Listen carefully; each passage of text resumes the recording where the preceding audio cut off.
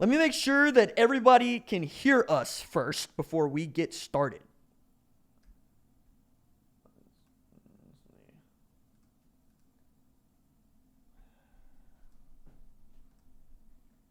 Yeah, man. Let me make sure that everybody can hear. Yep. Everybody can't hear us because there was the echo. I'm RJ Young. This is the man, the myth, the legend, Brandon Drum. How you doing, brother? What's going on, man? What do you think? Hey, guys, this setup in here, it's pretty legit, man. He's got a TV. He's got a TV over here. He's got all kinds of stuff for the sound. I mean, it's a nerd haven, but I nerd out, so I love it. Very cool. It's very electronically pleasing to the eye, and I love it because that's kind of where I dig out at. So I'm with you, man. This is Very awesome. cool. I appreciate it, man. New house, new easy. And I really was excited about this space being able to have both of us in here. People, they know what my ugly mug looks like. Some folks still don't know what you do and what you do. Ugly. Oh my God, you had to go there. So one of the reason you're even out here, right, is you're on your OK Preps tour. You hit up various high schools throughout the region today, and you got up bright and early and you got to it. Where'd you go? This morning went to Broken Arrow where I watched them scrimmage each other. They're really, really talented. They've reloaded and they're restocked to defend their 6A1 state championship. I mean, their offensive line probably averages a good 280, 290, and a good 6'2", 6'3" across the board, and it's topped off with 280 pounds in high school. Yeah, and it's topped off with one of the best, if not the best, offensive lineman in this region. A potential 5-star if he has a really good senior year, which we all think he will, in Andrew Rame. He's a guy that's going to play offensive guard, center in college. I don't know that he has the length or the range to be an offensive tackle, but I've seen other people in Beatonbow's offense that I didn't think had that range turn out to be all-conference guys at offensive tackle. And if anybody can do it, it's Andrew Rame. You're talking about a guy that didn't play baseball for 3 years, walked out very first at bat, very first pitch of the season, and hit a 400-foot dinger. So, and he had, I think he told me 6 or 7 this year. He's a good player. My favorite Andrew Rame story so far on the baseball diamond is the legged out triple. Because there's video of this, because my homeboy Caden McFarland, he got the video. It's out there. I need to post it to the channel because watching that big man get up, pick him up, put him down in such a great way, you're going, okay, I can see the athleticism. And this, like you said, he's a guy that projects his guard, center, not necessarily because he does not have the talent to play offensive tackle, but because his length, his reach is just it's just not there. Whereas you look at other guys like Noah Nelson, who has already committed to the 2020 class, and you kind of see the difference. But Anderson, these guys that come to Oklahoma for the most part, they don't usually always play guard. Nope. Most of them play tackle and are asked, are you willing to be a guard? E.J. Ndomo would be an example of this. Yeah, well, Beatonbow wants guys that can play multiple positions. That's where he is best at in his coaching. He can get a guy that is a center and turn him into a guard or tackle when he gets to call. I mean, look, Creed Humphreys wasn't a center, but he's one of the best, if not the best, in all of college football now, and that's thanks to Coach Beatonbow. I mean, he sees what a guy potentially is and can be, and makes that happen when they get to Norman. And Rame is a guy that grew up in an OU family. I mean, he told me, literally told me his sister was almost in tears meeting Coach Riley a couple of weeks ago. So he kind of got down there. It's on our board on OU Insider. Kind of stealthy, got down there because his sister was having a cheer competition a couple weeks ago. And they kind of called Coach Beatonbow. Coach Riley said, yeah, man, come on, we'll host you. Let's come hang out, meet the family. So he took an unofficial visit and hung out for a couple hours at OU and just sat in the office and talked and chilled and had fun. And some of his friends that are players down there. So OU is probably the leader, I would say, and I don't think he would deny that, actually.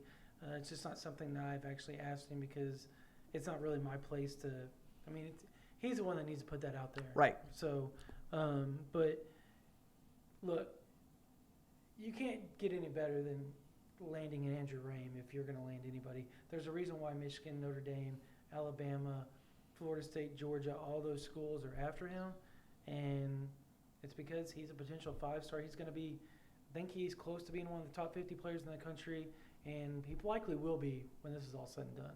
So, shout out to my homeboy Steve Bullard, who actually put this one to me after seeing the triple play. It's like, who needs Andrew Rame more, Skip Johnson or Bill Beatonbow?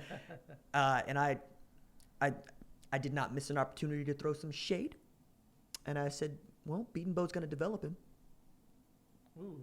Yeah, it's a little zinger. It's a little zinger. Still a zinger. But it is to say, I hesitate to say that dude is coming to Oklahoma just because I hesitate to say that any OK Preps is coming to Oklahoma. Right. But that said, let's speak on this as we've spoken on it a lot. We're making the rounds, right? We're going to different areas of Oklahoma, and you're talking about what is this dude thinking about? What is this dude thinking about? How you're doing your own evals, right? You're getting lots of data. But the one piece of data that we both know about and we get all the time is Oklahoma really serious about OK Preps? Yes and no. That is it's a 50-50 deal with Oklahoma. I mean, and it really does depend on who you're talking to at that moment. Look, they just offered Gentry Williams, who is a freshman. Yeah, but I saw Gentry run that 47. Yeah, but I mean, Gentry's gonna be that dude. He can fly. And I think they're gonna offer. I think Marion. Crap! I just went blank. Running back out of Marion Horn out of Broken Arrow. Gotcha. And then there is the transfer that just came in. Got to look at. No, pull it up. Pull it up. No, so to speak into your point, there are lots of players coming out of Oklahoma right now who can absolutely play Division I football. But the argument that we always have to have, and the one that everybody's tired of having, is it's not good enough anymore to be a high major caliber player. Yeah. Eli Williams at Sapulpa, high major player committed to TCU, right? Who was scooped up so quickly, didn't even have time to get the offer before he committed to TCU. Richardson. Right. He's probably going to flip to Texas. Would be my guess. I'm not. Right. I'm calling it, but I'm not calling it. But that said, we're having a discussion about, okay, Oklahoma is being extra choosy, and then you say, yeah, Oklahoma's been playing the last 2 college football playoffs in 3 of the first 5. So right? they can. Right, so they can. If you're Oklahoma State, it's a bad look. The optics are more. So Oklahoma can go in and kind of throw their weight around. Oklahoma State, unfortunately, and this isn't us bagging. Look, if you're an OSU fan and you're listening to this, we're not bagging on Oklahoma State. The facts of the matter are OU has won 4 straight Big 12 titles. They've won 13 of the last 19 Big 12 titles. They've been in 4 BCS title games and won 1. They have been in 3 of the last 4 playoff games, and they've been in 12 or something BCS games prior to all this. So they have the weight to throw around and kind of be selective in the state, whereas Oklahoma State, them being selective, is way worse of a look than OU being selective because of the optics of it all. And I mean, that's just how it is. And that's how it's going to be for the foreseeable future. Yep. One of the guys that we want to talk about in particular were a couple dudes that you brought up. Not necessarily, one is an OK Preps, one is coming out of Arkansas. Let's talk about Brendan Walker for a little bit. Mm-hmm. And what do you see from the eval side of him? He was actually not participating because he had a hamstring injury, but I've seen him before live a couple times. Long, rangy guy. Will be able to hold. He weighs about 225, 230 right now. Okay. He'll be able to hold, I say, 250, 260 in college. Obviously, he comes from good stock, being that his dad is a former star Denver Bronco, Denard Walker. That'll help. And Tennessee Titan. So he's got good genes. He is very, very smart, very savvy about how he does things. He is also a guy that, I mean, he feels a little pressure right now, a lot of pressure. Oklahoma came in and offered late, but Oklahoma had an excuse why they offered late because they're just been on staff for 2 months. Right. And they offered him when they started offering all the other 2020 kids that they're still offering at that same position. So, and they offered him first so that they knew, and he knew that, hey, look, you're our number one person we want at this spot. Now we're going to go offer some other guys because we don't want to throw all of our eggs in one basket. Right. He's likely going to flip. I mean, it's no secret to everybody, but that's up to him. In talking to him, he wants to have a decision out in the next couple of weeks. I wouldn't be shocked if it was next week or the week after, so everybody needs to kind of be on standby. And that doesn't mean he's going to flip to Oklahoma. That means he wants to decide whether he's going to stick with Oklahoma State or he's going to flip to OU. That's the gist of his recruitment right now. He has really good offers, but that's where he wants to be. He wants to stay close to his mom. Another guy's got really good offers, Blaine Toll. Yep. Right? But also seems to do that seems like a heavy OU lean. Yeah. Arkansas is trying to push and come in. From talking to a couple of people, sources that are really close to Blaine and understand the whole dynamic of the Arkansas recruitment, just because they're around a whole bunch of other guys, they kind of see this as Arkansas wanting him to come up here in the next week or so, and they want to sit down, they want to talk about why, in the situation, why they feel like, why Blaine feels like he's being jilted a little bit by Arkansas, or felt jilted. Arkansas offered a little late. Oklahoma offer, I think, was maybe a little after or maybe a little before. They were right around each other, I believe. Don't quote me on that, though. But too late. Yeah. It's a live stream. Quote. Yeah, whatever. But in fact, it's just that he likes Oklahoma. He came to OU's summer camp last year, wanted to get the offer, really showed out, but obviously that staff's gone. Well, the people that stuck around, meaning Coach Riley, you got your Drew Hills, people like that, even Coach Thibodeau, really pushed this to get approved with Coach Grinch. Grinch went and watched him, saw his films. He's really athletic and do a lot of things. Raw, knows no technique. I mean, I watched him at the opening, zero technique from this kid. But he's going to be just a wild spider monkey out there. He is going to be so good, though, because he's a kid that is good. Right. And knows nothing. Right. Goes so raw. Just red meat raw. You know nothing, Blaine Toll. It rhymes with Jon Snow. But we'll get into that later, people. Just wait. Seriously, he is a really, really good player. If Oklahoma can get him down, and they're trying to get him back down, not just for the Champion Barbecue on July 27th, but for another unofficial before all this done. And so I would expect that camps, they're trying to get him to come up with Jashad Stewart and Kendarius. Not Taylor. Not Kendarius Taylor. I went blank on the kid's last name, from West Memphis, Arkansas. Linebacker, has an Oklahoma State offer, has a Vandy offer, has a other couple of P5 offers, and Oklahoma really likes him.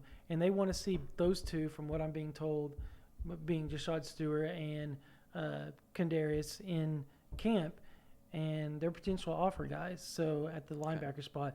Now, Jashad Stewart, hand in the ground, small school Arkansas guy, but he goes off and is unbelievable at the Dallas Regional opening and runs a 4.65 at 230 pounds. So he's a guy that when you watch, look, you got to give him a shot and see what he can do standing up. A lot of guys use that Dallas Regional opening to put some real live numbers on tape. It's on the record. I really enjoy it for that reason, because you get laser time 40s, you get laser time shuttles, you get these numbers that coaches can see that are raw that you might have been missed, right? And now we're taking into account other things, which I love, like what did you run in the 100 and the 400 in the open, because those are laser times. But a guy who decided not to compete in the measurables because he didn't have to, he's got like 30 Power 5 offers, guy that most folks who follow recruiting in Oklahoma know, Seth McGowan, right? You wrote a post about this on OUinsider.com. For our VIP subscribers, you probably already read it. You already know what's in there. But of what we know, right? Yeah. Seth McGowan in Oklahoma have been talking for quite some time, and it's been going well. Dream school for that kid. He grew up a huge OU fan. His exact quote to me twice at the Houston opening and at the over the phone last night was, look, and previous other times as well, was my family is crazy OU fans. So he grew up in a house that was Boomer Sooner all the way, but he had all these offers. He was doing himself an injustice if he didn't go look around and at least take visits, and that's what he's done. He was at Georgia last weekend, and it's down to OU and Georgia, and we should know the answer to all of that in the next, I would say, 5 to 7 days, maybe even sooner. But it's whenever he has a certain way he wants to announce. Whenever all that gets ironed out, that's when he'll announce it, and we'll know where he's going to go. So, thinking about that, and he's a 5-star guy. That's where he could end up there. Yep, he could end up there. Kid out of Mesquite, Poteet, absolutely the kind of dude that's going to put his foot in the ground and get north and south in a hurry. Does not have the long speed that, say, a guy like Chris Tyree might have, or even a guy like Joe Mixon might have. But if you're talking about a first, second, I need third and fourth. He's third, high 4.5 guy, right? Low 4.6. But it's not. I said that the comp for me of people that you'll know. You say Rodney. You say Samaje probably, right? I say Samaje. Yeah, I think he's a mix. He would have to be because nobody's as big as Samaje Perine. But I feel like Rodney. I'm with you on that. Rodney can still run away from you, and I've seen enough tape to see Seth McGowan get caught from behind. Right? Now maybe that's something you can change a bit with his gait. Freshman Samaje could run by people, not sophomore and junior Samaje. Well, and that's kind of the thing. Seth McGowan's not going to get any smaller. That's true. Right? That's the other part of this. Like, he's already pushing 210, and Rodney was playing at like 219, 220. I mean, he was basically built like Adrian Peterson is built today. Also was able to keep his speed. He's a freak. But that's the thing, right? So now you're talking about Seth McGowan being possibly in the boat with Jason McClellan, and you have two quote-unquote power backs, right? Yeah. The way I come at this. But they both can, but don't, and I did interrupt, but I'm not trying to interrupt here. Don't get it misconstrued, people, that neither one of those dudes can line up in the slot and go, because their hands are good. Okay, so like I understand that, and that's a great point to point out. But if I had an opportunity to go get a guy that can absolutely bust down in the 4.4s and knows how to run between the tackles, would I want to go get another guy to complement Jason McClellan, or would I want to get two power backs in the same class? And we're still operating under the assumption that Oklahoma's looking to take two running backs and not three. Otherwise, that conversation kind of gets three. Yeah. Well. But, stranger things have happened. Unless it's we're plotting and we're trotting out a hypothetical. Yeah, you would have to take Milton and Tyree if they want to, but outside of that, no, you're not going to take. Well, I mean, if Milton and Tyree came to your door, you would have to take them. Right? You'd be stupid not to. Well, and that's the point with those two. But I am saying that if you found a dude that on tape is like a Braden Willis, just a guy that you love, and you don't understand why nobody else has given this kid a high major offer that has absolute long speed, I gotta believe you would want to have that kind of guy in your class if at all possible. So just to say that I know that there's somebody out there that thinks that, hey, we got a guy like Jace McClellan. Why do we need a guy who's more or less the same kind of runner in the same class? And you would say Joe Mixon, Samaje Perine. Right. Trey Sermon, Rodney Anderson. It's worked. It works for Oklahoma. Right. And that's why they keep doing it. So moving away from those guys, I wrote a piece earlier today about 3 quarterback prospects that I think would fit evals for what Lincoln Riley looks for in a quarterback and have the championship pedigree, let's call it that, the guys that play for state titles. And 3 dudes came to the top of the list. All 3 are classified as dual threat quarterbacks according to 247 composite. One of those guys is Brock Purdy's brother. Brock Purdy is the starting quarterback at Iowa State. Chuba Purdy, who's an all-namer already, 6'2", 196, can absolutely run away from you, makes plays. We have 2 Chubas in the Big 12 and in the Sooner State, right? The other guy was Chandler Morris, who is the son of Chad Morris. So you got to figure that guy's going to go to Arkansas one way or another. But does Lincoln Riley not have moxie in that he offered Chad Morris's kid? And the reason he did that is you pass for over 4,000 yards. You have 66 touchdowns in a season. You lead Highland Park to a 3rd straight state title.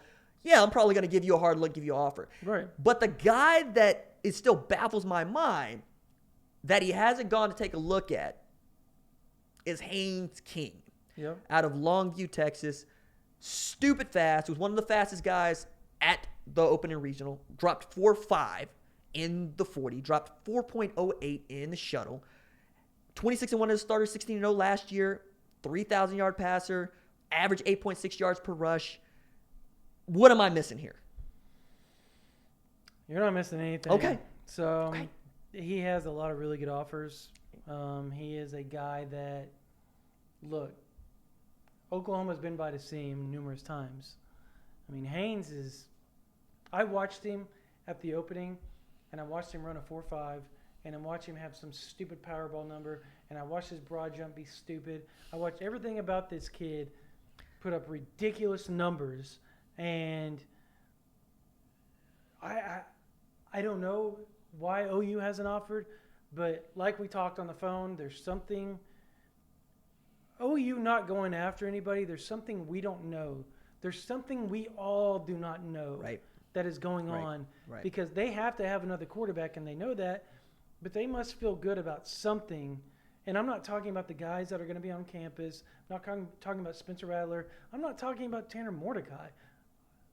I'm saying that there's something going on, maybe in the 2020 class that we don't know about, maybe a grad transfer, though I don't know that that's going to happen again. Maybe, and like I posed that to you. Well, let's pivot. The Jalen Hurts thing I posed to you last night, which is so outlandish. But it could happen because Jalen Hurts being at Oklahoma is outlandish. Let's pivot that. I put out a poll on the Twitters. Okay. Follow me on the Twitters at RJ_Young. Follow my man Brandon at BrandonDrum247. Pretty simple. But I asked the Twitters, all 14,000 of y'all, do you think that Oklahoma needs a 2020 quarterback in the class? To which... Did they say no? Like more than 50%. What? Yeah. And I was like, wait a second. Okay. I got to understand depth. I look, okay, we're not going to... I love dunking on people. You know I'm here to dunk on people. You know that's what I do. But the fans that did that, what if... No. Let me trot this out because I had them talk to me. Okay. I had them talk to me. One is Spencer Rattler is a can't-miss prospect, and one, nobody wants to follow him, and two, made of armor? And two, that dude is just going to have the reins in 2020. To which I also say Rhett Bomar was a can't-miss prospect. He was the number 4 recruit, I believe, in Adrian Peterson's 2004 class. In the same class. They're number 1 and number 2 player in the country. Right. So there's that. So that one's not – that's a wash. The other one that's trotted out to me is – the transfer portal, because Lincoln Riley's last 3 quarterbacks, and yes, I'm counting Jalen Hurts as a starting quarterback at Oklahoma 2019 because, well, I'm not an idiot. So, you had Kyler Murray, you had Baker Mayfield, you had Jalen Hurts, transfers. So, proven that Lincoln just go get a transfer quarterback. Without people forgetting that the transfer portal works both ways, and they're just as likely to leave as they are to stay. Tanner Mordecai, Spencer Rattler, they could go, right? So now you basically have 3 scholarship quarterbacks when you really want 4. Always. You always want 4. And the last thing that they tried out to me is, it's Lincoln Riley, which is not really an answer. But I think that is to the point of them saying he'll turn a running back into a quarterback if he has to, and that guy will be a Heisman candidate because Lincoln Riley's some sort of quarterback whisperer. I wonder sometimes, and yes, I'm doing that thing, about who checks the math of Lincoln Riley because we know about one offer that's out there that's uncommitted. Chandler Morris. Mm-hmm. Chad Morris's kid. Can't really depend on that. Right. We know that the dude that he wanted is Bryce Young. He's been committed to USC for nearly a year. Well, it's still there. It's there on paper, so we got to honor it. Right? I mean, he sat there through a 5-7 season in offensive staff turmoil. Okay, so we're gonna do that. Okay? Now, Let's leave your Jalen Hurts take aside for a second. Yeah, my outlandish one. Let's leave it that. It is outlandish. But let's. And I don't believe it. Let's leave that aside. Still could happen. What is Lincoln gonna do? Like that's the question that I want to answer. Because I would figure that you would want to pursue somebody that you can lock up by August because you still don't have a quote unquote leader in the class. You have some guys that feel like they could be those guys. Ryan Watts, for instance. Yeah. But quarterbacks are used to doing that, and that was one of the reasons I think this 2019 class came together in the way that it did, is because Spencer was way out in front. Yeah, he's ridiculous. Right. So, what are we waiting on? Like, what are we doing? Like I said, we had that conversation last night. Right, we did at length. And it was one of those deals where I talked to some people and was told when it happens, you'll understand why OU isn't fretting over all this. And my head is just spinning because I don't know what they meant, but the person that I mean, they know what they're talking about. So yeah, you told me not to fret over the defense coordinator start 2018 season either. I did? No, not you. They. Oh, I was they. No, they. I've been questioning that. No, they. Okay, so I had a segment that I wanted to do called Fix the Defense. Right? Okay. Fix the defense. That'd be OU's defense, right? Because we all can assume that offense is going to hum because the offense has hummed. Okay, we're just going to go with that. What is the one thing on this 2019 defense you look at Alex Grinch square in the eye and you do one of these and you say, fix this. Fix it today. The pass rush. Be specific. Well, I mean, look, they need a guy on the edge that can get after it. Mark Jackson gave it a whirl last year. Look, losing Addison Gums was the worst thing to happen last year to the University of Oklahoma. There's a take. He was people had high hopes for him, and he was doing really well. And everybody that I talked to that had seen practice and seen the way he went about his business said the guy he was fast, he was long, he was technically sound. Obviously, he's a coach's son. He understood the game, and there was a reason why he was ranked so high coming out of high school, and the reason why the defensive staff that isn't there anymore was high on him. Right. So they need somebody to come in and be a game changer off the edge, because they had that with Obo and they had that with Stryker, and when they needed something to happen, somehow, some way, 31 and 19 made it happen, whether it was cause a interception with a batted ball or a fumble from behind or something. They did that all the time. And yeah, OU gave up yards, but they made the big plays when they needed to have happen, and they didn't have that last year, and it killed Oklahoma.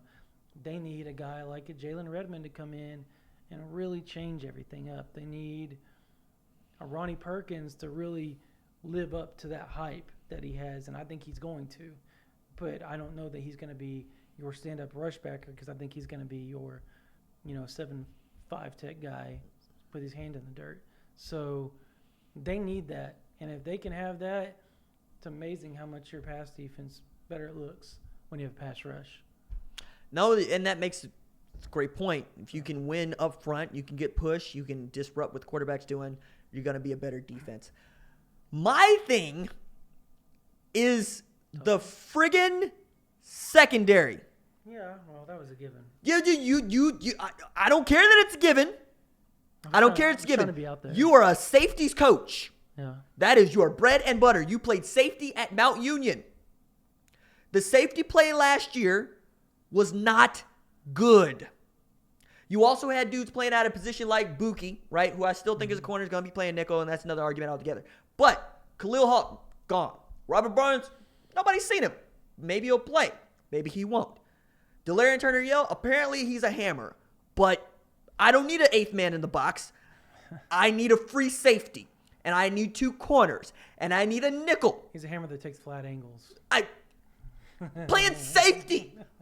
Fix the defensive secondary. Fix it. Yeah. Parnell Motley has the goods to be a player. Make him a player. Okay?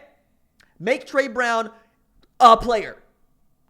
Give these guys the opportunities to not just succeed at Oklahoma, but be talked about as guys that are taken in the first 3 rounds of the NFL draft. That's fair. I want that. And you got guys like Woody Washington coming in. You got guys like Jaden Davis coming in. And you feel good about the safety depth along with Jeremiah Cradell. Yeah. Right? He fits what they want. Right. Perfectly, yeah. So, fix it. Yeah. No more giving up this 300-yard passing BS. I'm tired of it. I get that we play in the Big 12, but I also saw Gary Patterson's 4-2-5 go to work on people and be a top 30 total defensive team. He put the first 2 Big 12 players. Yeah, I was going to say he had first rounders on defense, yeah. LJ Collier went ahead of Ben Banigou. Now, Banigou we all knew was a player, but LJ Collier came out of nowhere in West Texas. Yep. Okay? So if you can get that out of TCU, you doggone well better be able to get that. Gary P can eval, man. That dude, woof. And he develops. That he talked Ty Summers out of playing quarterback at Rice into playing defensive end and linebacker at TCU speaks. Now he's making some change. So he just can't evaluate quarterbacks. That's true. He can't evaluate quarterbacks to save his life. Very true. So he's decided to do what I would do, which is recruit all of them. Just bring them all in. Matthew Baldwin, come on down. He has a person that should be able to. So what I'm told about the TCU thing is like Gary Patterson, and I love Gary, and a lot of people don't, but I really like Gary. I like Gary. He has a certain type of quarterback he wants, and Cumbie has a certain type of quarterback he wants. Cumbie can eval, he can develop because we've seen him do it. Right. But getting the right person on campus has been the problem the past 3-4 years. So, I mean, it's... Yeah, and then you got Sean Robinson alleging abuse, which is not a good look for you, especially as you had 2 arresting incidents, alleged incidents. One, very, very bad. The other, very, very bad. 2 players on your defense, offense, Kevontae Turpin, right? The TCU got a transfer quarterback, didn't they, from Ohio State? Oh, Matthew Baldwin. Yeah. Right? I think that's a Cumbie get. That's a good kid. No, it's a great get. Yeah. Coming out of Lake Travis. Yep. Right? Dude could absolutely play behind Charlie Brewer, who was still kind of red that he never got the offer from Texas. It's like, hey, we don't run that kind of offense anymore. I'm sorry. But yeah, I mean, Lake Travis is putting out players. Baker Mayfield. All right, so Who? Right, exactly. The 6 so savage. Anyway, so one of the things that I also want to talk about since I got you here, I'm a Game of Thrones geek. You're a Game of Thrones geek. Yeah. I know that a bunch of y'all are checking out, but I don't care. I think the season was trash, but I did like the finale. I liked the last episode. I thought that it went the way that it could go. I said that anybody that wanted to sit on the Iron Throne should not sit on the Iron Throne, and anybody that you want to sit on the Iron Throne who does not want to sit on the Iron Throne ain't going to be any good at it. So that both of those disqualified both Daenerys and Jon Snow. But Jon Snow didn't want to. That's what I'm saying. And you don't make anybody do a job they don't want to do. But that's bad. They made Bran. No, he didn't. Bran is not a person. Bran is a 3-eyed raven. That, but and he also knew that he was here just to do that. He said, "Why do you think I traveled all this way?" I know, man. That was like we talked about this. We had people don't know this. We had a pod that was lost to the world, to the universe last week, and there was an epic back and forth between. Is there tornado sirens going on? Yeah, they've been going. That's just like the second time that tornado sirens have gone off. Oh, my wife is gonna kill me. Anyways, please, Amy, please don't kill him. We're doing a podcast. And she hasn't texted me, so that's good. Anyways, yeah, it was epic, and we discussed how I thought Bran was gonna be the person to do it, just because I've read the spoilers and all that bull crap, and but I didn't want to believe it.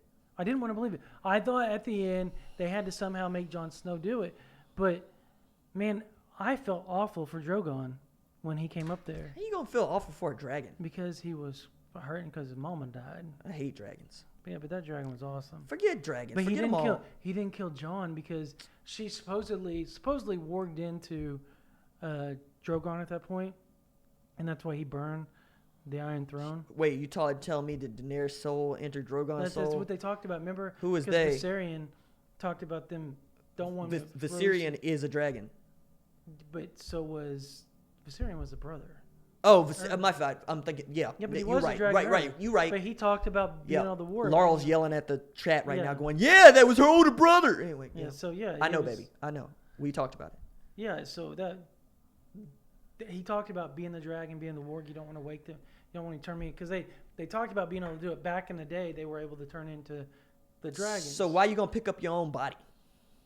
Because she had, I don't know at that point, but also how you pick up the body with talents. He didn't kill Jon Snow because he was Targaryen, for one, because dragons don't kill Targaryens.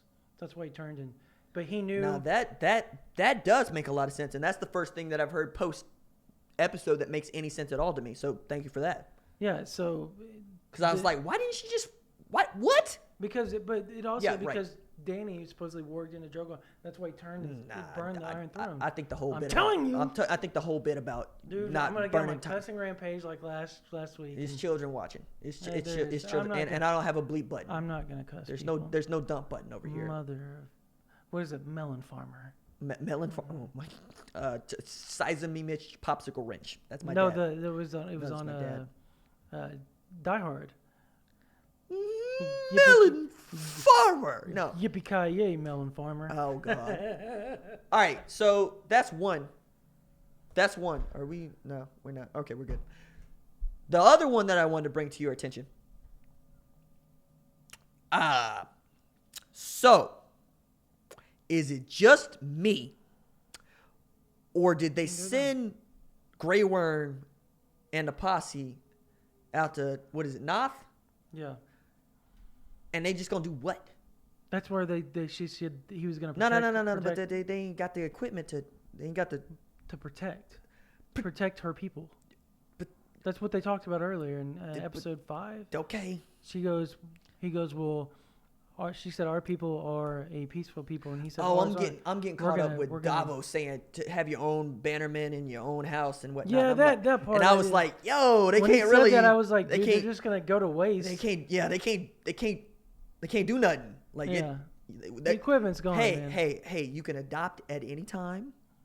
There's plenty. Do they have adoption agencies and You know what? All the dudes that they was gonna send in the Night's Watch, you could have just sent them to Grey Worm.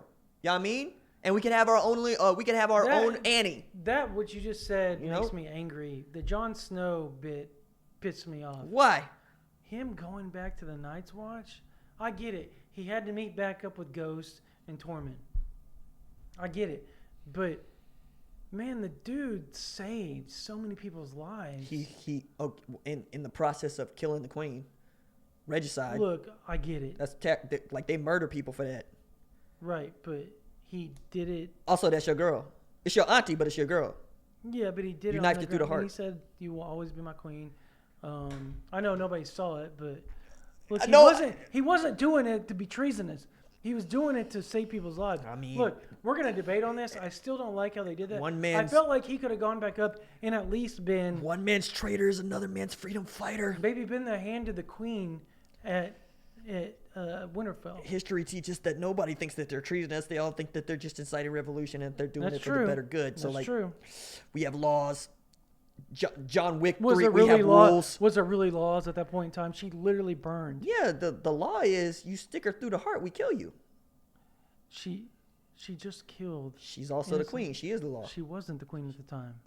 What she did was treasonous. They all recognized her as queen.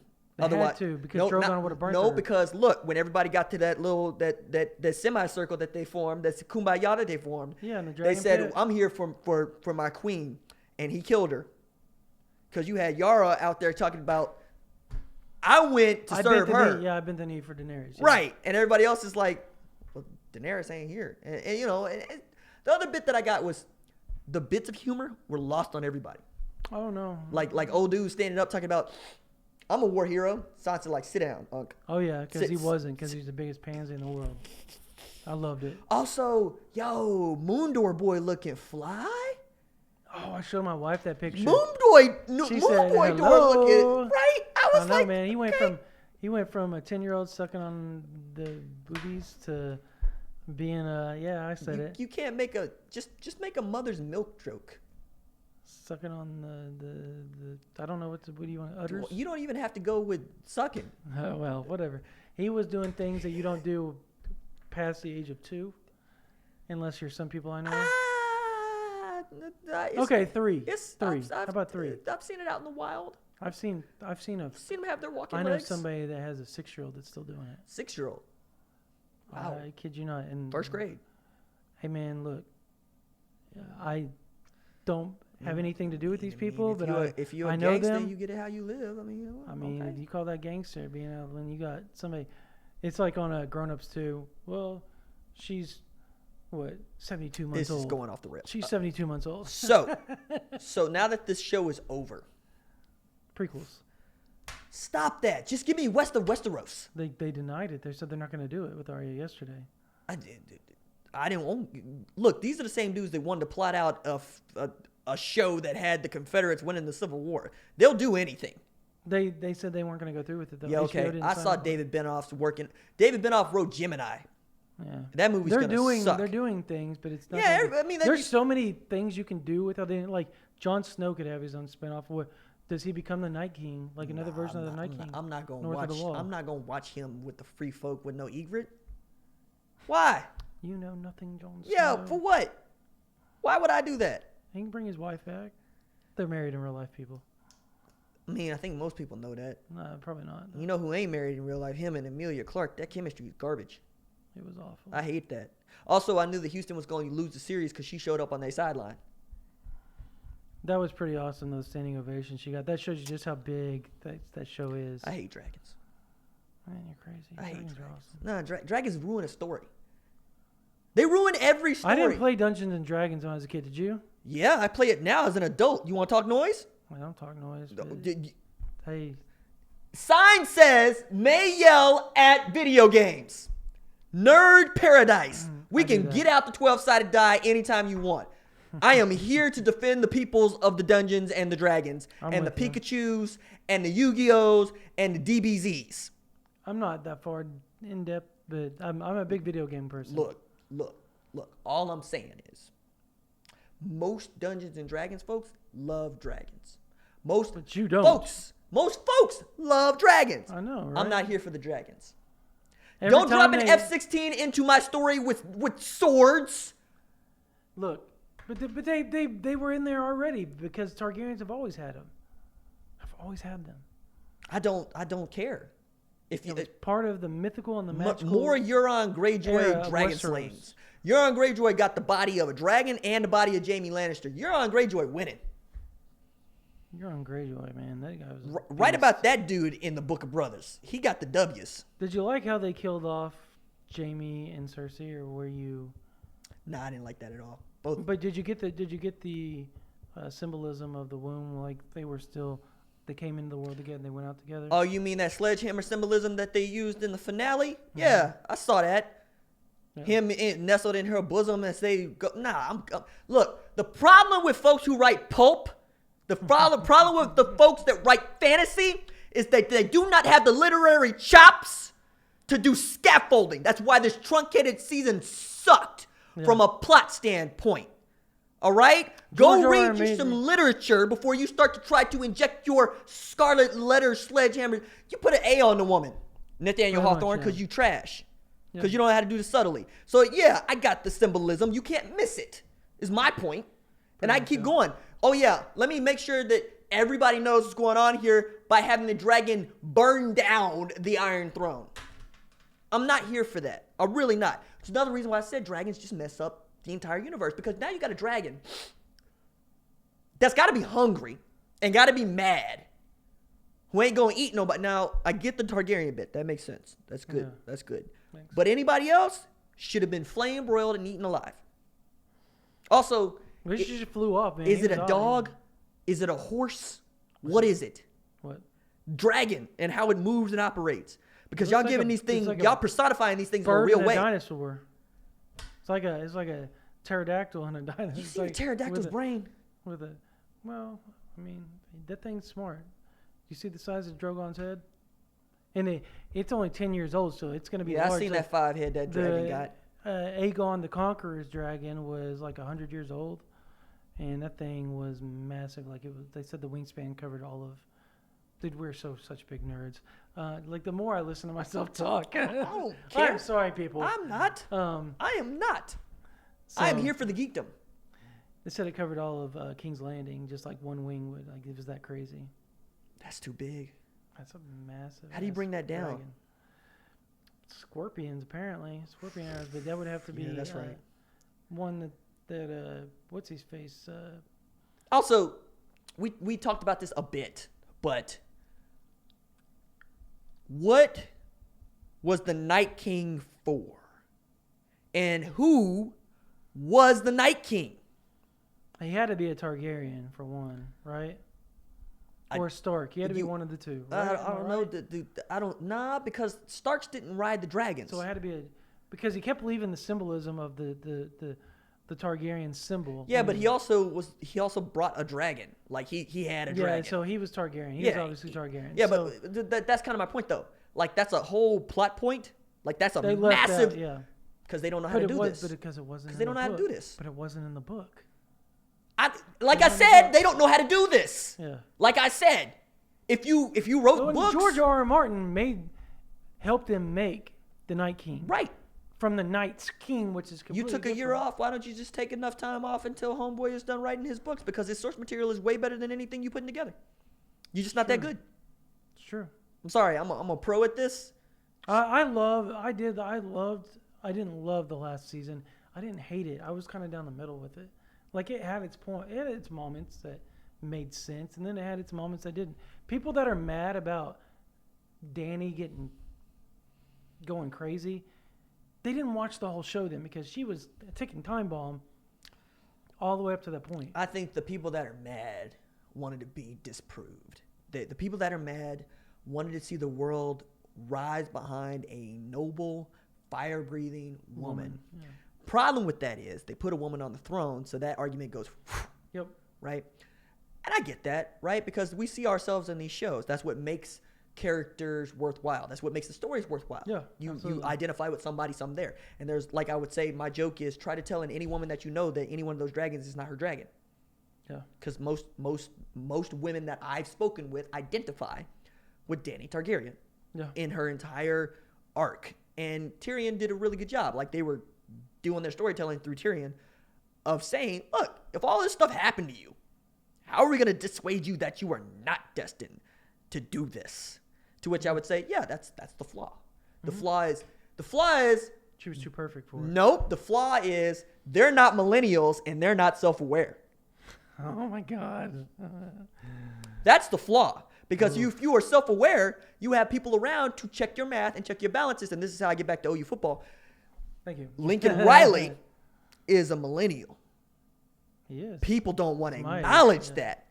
And because Lincoln Riley is a millennial, he could look at Baker Mayfield and say, nah, I don't see cocky. I see a dude with a lot to prove, and I see a dude that's going to light his own fire, and I'm going to point that fire in the right direction. I'm going to give it the tools to grow, and we're going to scorch the earth. One of the things that I find that is most fascinating about that dude, and one of the reasons that I'm also fascinated by the quarterback process, is those two things seem to be in conflict now. Because a man who had to be terribly self-aware when he took the job, because despite what has been said, we all know that the man was 33. Young. And the head coach of not just any program, but the program, and following one of the coaches, and was hand-selected by the coach. So, knowing all of that, you also know that you're keeping the entire staff.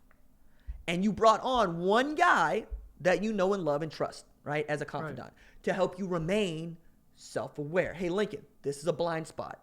You wouldn't know this because you haven't done this before, but I need you to hear me, and he would listen to Ruffin. So if no other reason, you want Ruffin to stay around for as long as Ruff stays around because you have somebody over there that Lincoln Riley can talk to, and somebody can talk to Lincoln Riley, which is more important. I don't know that he stays around any longer than this year, but I think if you're Lincoln Riley, you bring somebody from the ilk to come in and help him. And you would need that he would trust. Right. You would need to have somebody that knew him when he was still, right? And that is he has that with Dennis Simmons and Beatenbow. Right, but they also are in the capacity of They're having also around worked. His age too. Right. He has not been directly working for them.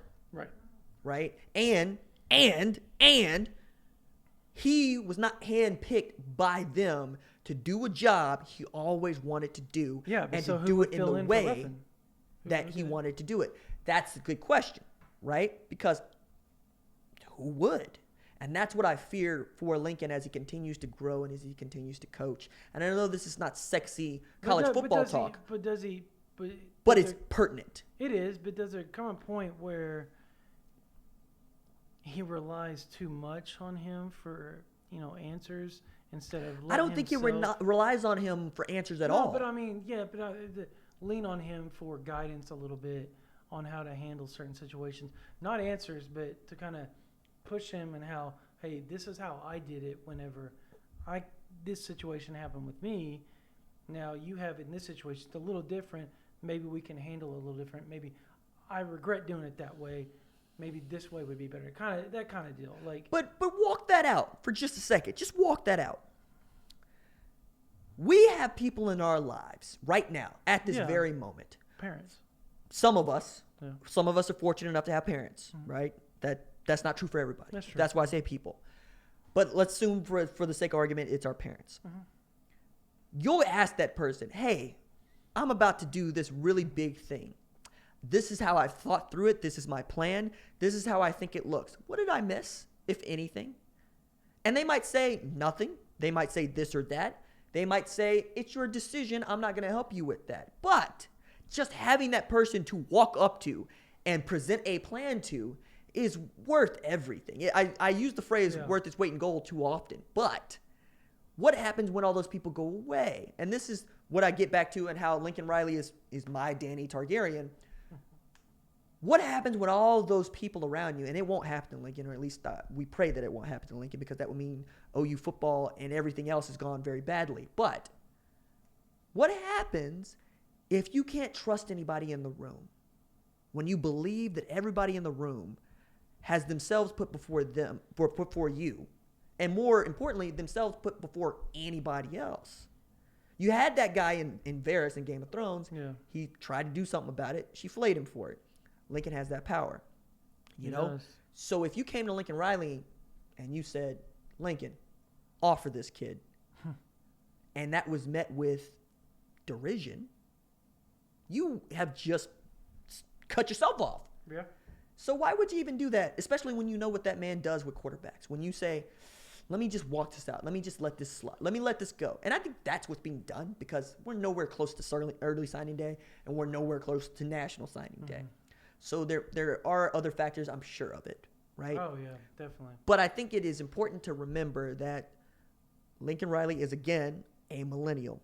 He is a young cat. Sean McVay is a millennial. He is a young cat. Cliff Kingsbury, I think, is barely a millennial and a young cat. But you don't get to those positions by not having people you can call. Even Tom Brady, for him, it was his dad. Another millennial. Cincinnati Bengals. Zach Taylor, yeah. Head coach for Cincinnati Bengals. I mean, this stuff happens. It happened with the Boomers. It happened with the Xers. Now it's happening with us. We will inherit your earth, and that's just the way that it is. And just like the kids behind, right? The Baker Mayfields of the world. Yep. Gen Y, they're going to inherit the world. Some of them are going to be way ahead of others. Some are going to come up later, right? Yeah. Whole different group of millennials are going to present themselves when it's time to vote for who's going to be president in 2032. Yep. Right? But I say all that to say, keep an eye on who's doing what and why. Always ask the relevant questions of not just what, but why. I mean, you've heard Christian Kirksey be very fortune teller or fortune cookie about what's your why, and I hate that question. When people say, what is your why? Yeah, but dime store, fortune teller willism, I'm just not here for it. Yeah. You know, like read. You know, if it can be fit into a box or into a phrase, you need to unpack that phrase. Otherwise, that phrase does not mean much. As a dude with phrases tattooed on his body. CV's Pacem Parabellum means something different to me.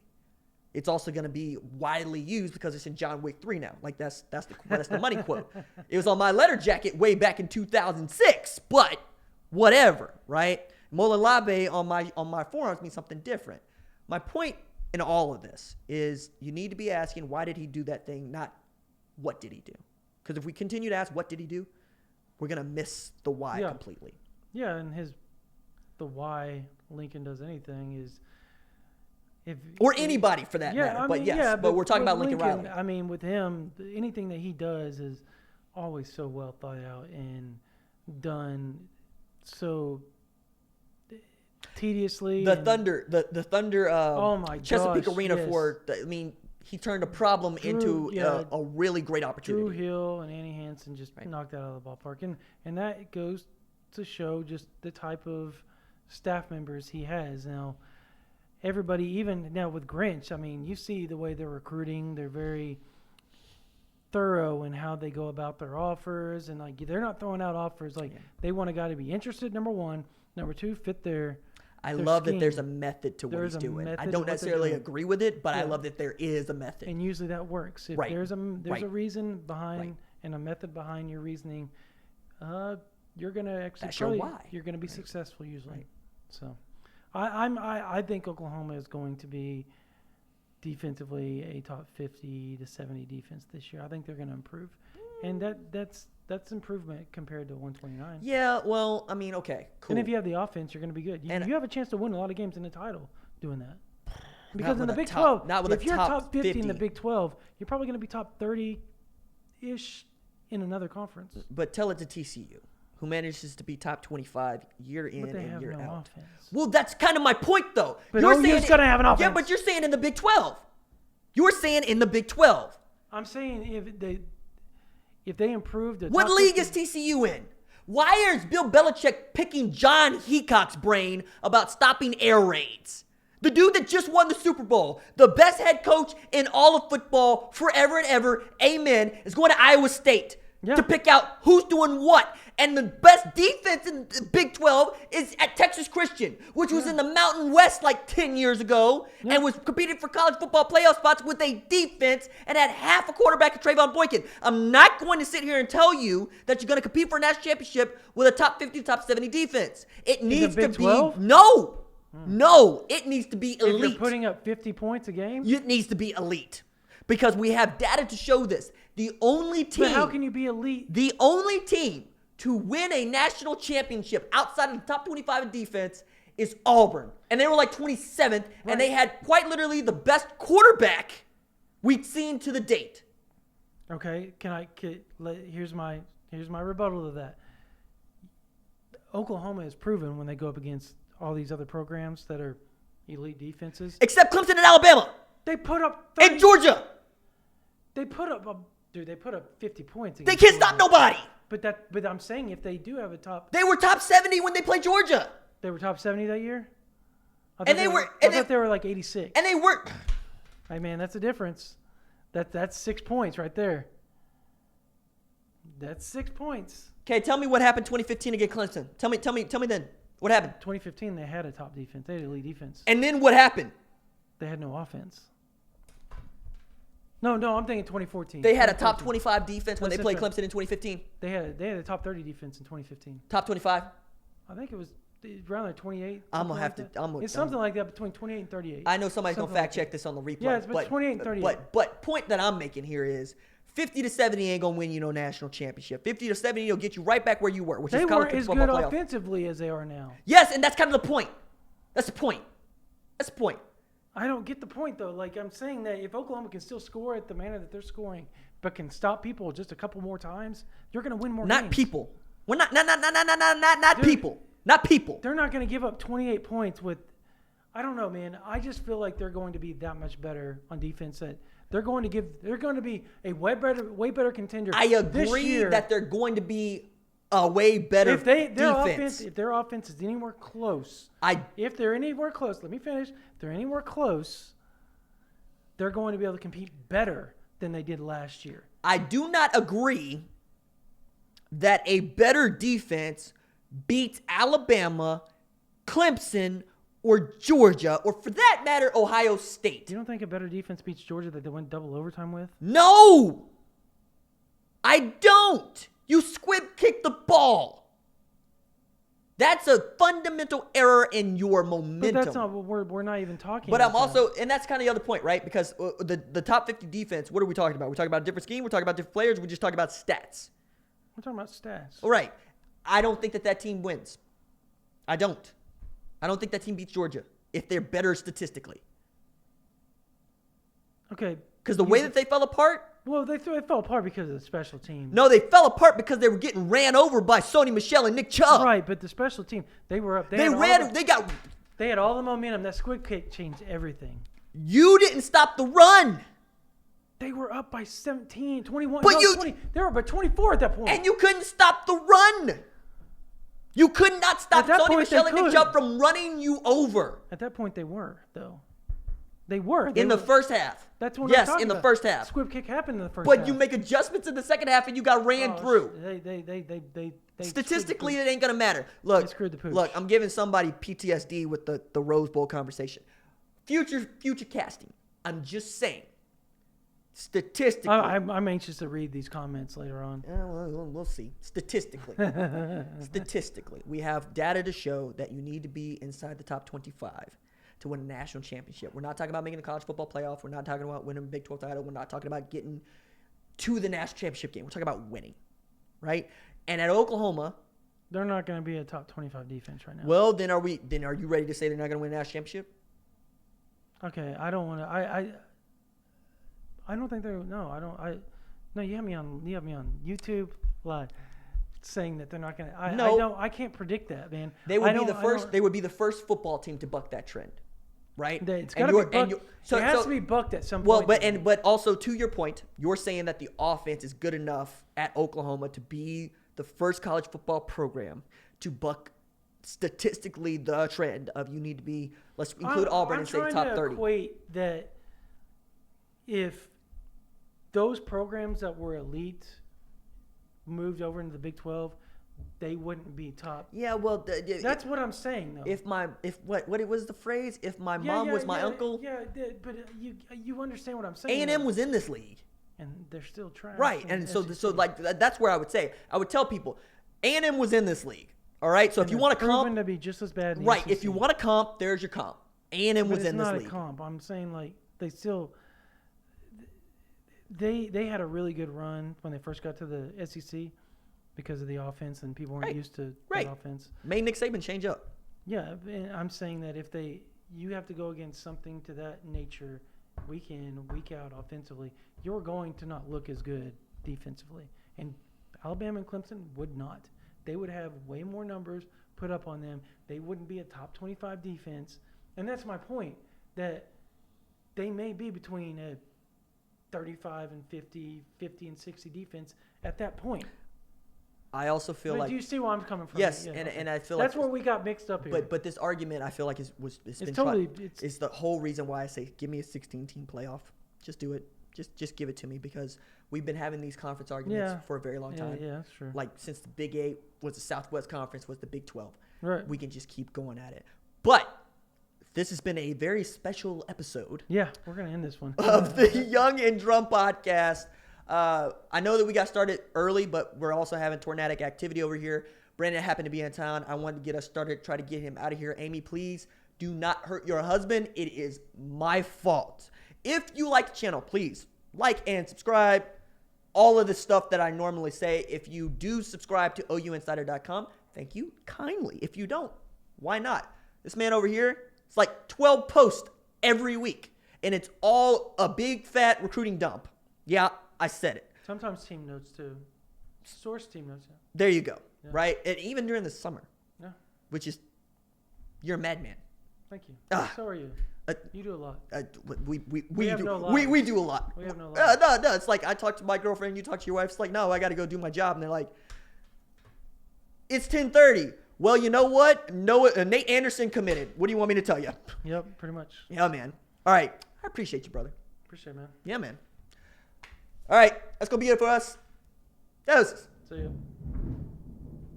It got real right as we were getting off.